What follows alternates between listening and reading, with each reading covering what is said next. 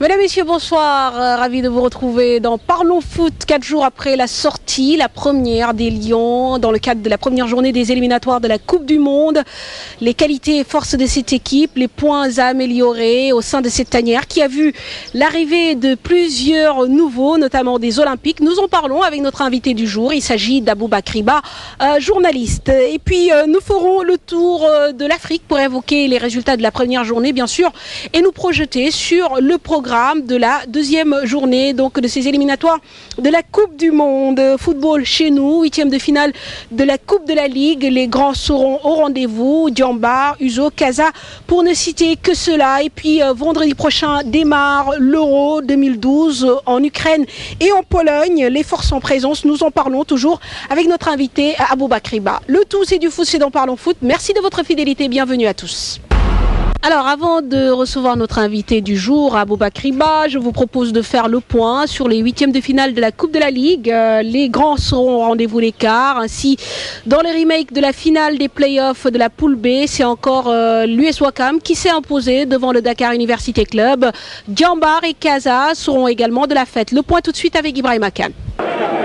Les équipes qualifiées pour les quarts de finale sont connues. Les deux dernières rencontres opposant Jaraaf à Santhiaba et Niary Tally à la CSS ont vu la victoire des Verts et Blancs et des Galactiques. Les hommes d'Alassane Dia ont été contrés au nul par l'équipe de Santhiaba de Ziguinchor.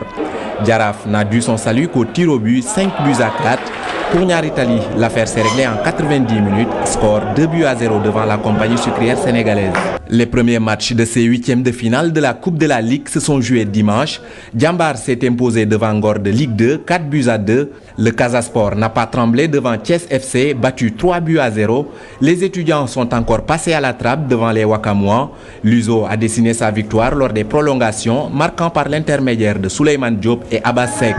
L'Ice Pikine, quant à lui, continue son aventure après sa victoire sur Saloum de la Ligue 2. Alors, Aboubakry Ba, bonsoir. Bonsoir Mamfatou. Merci d'avoir répondu à cette invitation. On va évidemment parler de ce match Sénégal-Libéria, sanctionné par une victoire du Sénégal 3 buts à 1. Alors moi j'aimerais savoir quels sont les points positifs que vous avez retenus un peu de la prestation de nos Lions samedi dernier. La réaction d'abord, parce que c'était pas évident, surtout pour de jeunes joueurs. Rappelez quand même qu'il y avait 8 joueurs qui jouaient leur premier match officiel au Stade Léopold Sédar Senghor. Et démarrer comme ça, prendre un but de la première minute, c'était pas évident, mais il y a eu cette réaction positive de cette équipe du Sénégal. Voilà, c'est peut-être le point fort de cette équipe, le point le plus positif. D'accord, et pourtant c'était pas évident parce que c'était quand même une première pratiquement pour la plupart des joueurs au Stade Léopold Sédar Senghor, donc il fallait quand même être costaud, mais est-ce que cette équipe n'a pas manqué un peu d'expérience aussi? Oui, forcément, surtout parce que si on voit le but qu'on a pris dès la deuxième minute, il y avait un problème d'expérience, un problème de placement, de confiance, etc. Et surtout une grosse pression qui s'exerçait sur cette défense-là. L'axe central, Papa Gueye, Ablaïba à Dakar, c'est inédit, on n'avait jamais vu ça. Et puis il y avait cette grosse pression, on attendait, le public qui est venu, il n'était pas nombreux, mais le public qui est venu était venu pour voir une équipe qui va lui faire oublier l'aventure, la belle aventure de Bata. Donc c'était un public très exigeant qu'on avait en face, avec des joueurs, 8 joueurs comme je l'ai dit, qui démarraient pour la première fois au Stade Léopold Sédar Senghor avec l'équipe A.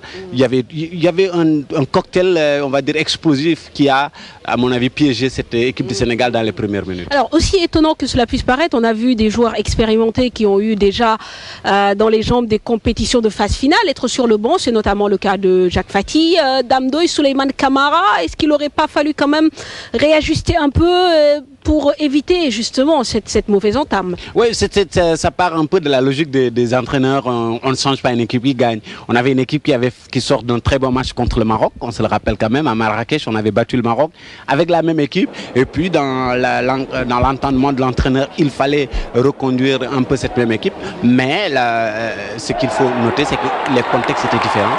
On était en match amical et surtout, cette fois-ci, on est en match officiel et surtout à Dakar.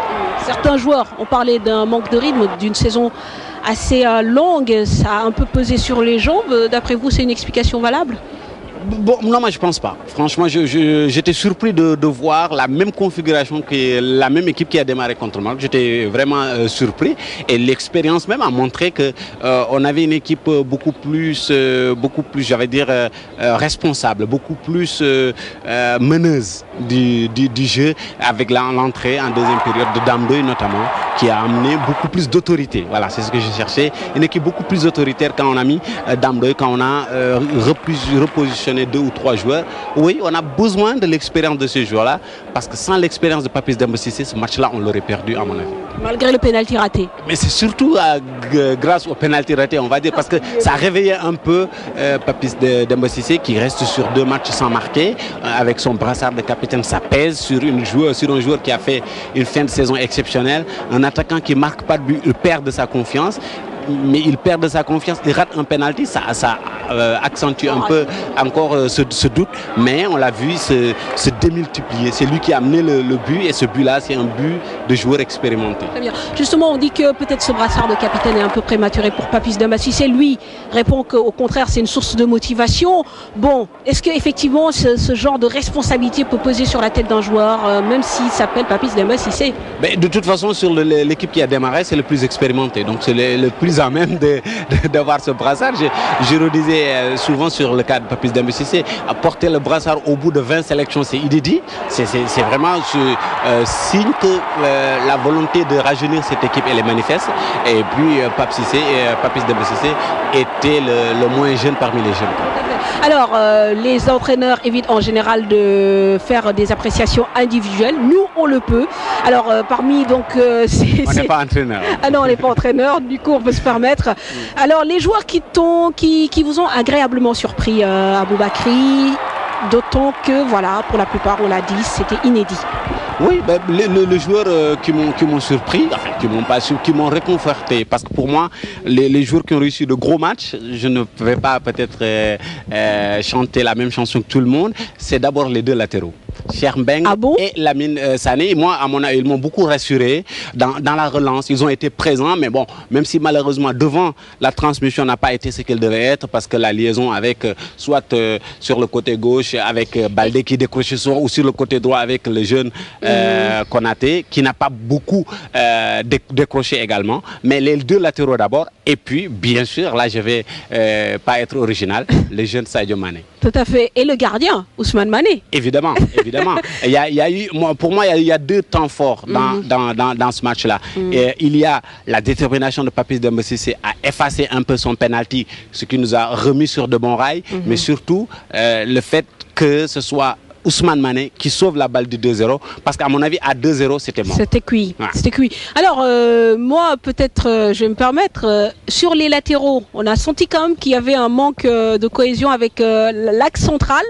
Est-ce que ça n'a pas un peu pesé d'ailleurs sur leur performance, Cheikh et Lamine? Oui, mais c'est ce qu'on les erreurs, les nombreuses erreurs on va dire qu'on a connues en défense, c'est des erreurs dans l'axe, et puis l'équipe du Libéria a joué très tôt sur ce registre-là, le fait de balancer de longues balles dans le dos de la défense du Sénégal. À mon avis, à ce moment-là, pour moi, il n'y a plus de problème de repositionnement des latéraux. Parce que si on voit un peu, les Libériens ont joué un jeu franc, très direct dans l'axe, ce qui fait qu'on a effacé quelque part le repositionnement défensif des latéraux, mais sur l'apport offensif de ces latéraux, moi c'est surtout ce qui m'a séduit. Très bien. Alors Aboubakry, je vous propose le point de vue d'un expert, d'un technicien. Alassane Dia, il s'appelle, il est l'entraîneur du Jaraaf. Lui également donne son point de vue sur donc la performance des Lions et certainement également les points à améliorer pour le match contre l'Ouganda. Nous l'écoutons. On s'y attendait plus ou moins, c'était un match...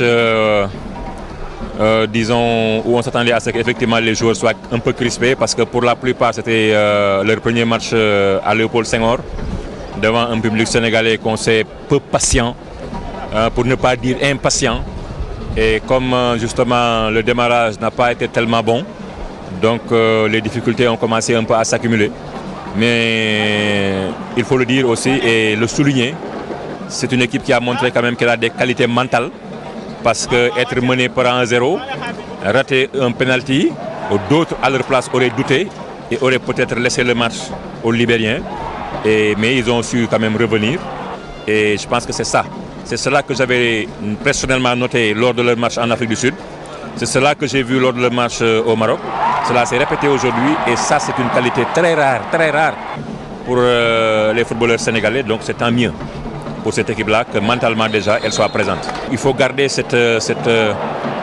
disons, cette qualité de jeunesse qui fait que les garçons en ont envie.